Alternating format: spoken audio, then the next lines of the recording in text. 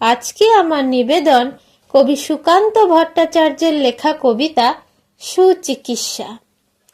বদ্রীনাথের সর্দি হলো কলকাতাতে গিয়ে, আচ্ছা করে জোলাপ নিল নস্যি নাকে দিয়ে। ডাক্তার এসে বলল কেসে, বড়ই কঠিন ব্যাম, এসব কি সুচিকিৎসা? আরে আরে রাম, আমার হাতে পড়লে পরে এক্সরে করে দেখি, রোগটা কেমন, কঠিন কিনা, আসল কিংবা মেকি।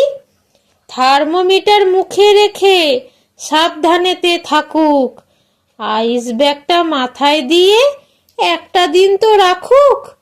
ইঞ্জেকশন নিতে হবে, অক্সিজেনটা পরে, তারপরেতে দেখবো এ রোগ থাকে কেমন করে। পল্লী গ্রামের বদ্রীনাথ অবাক হলো ভারী, সর্দি হলেই এমন তর, ধন্য ডাক্তারি।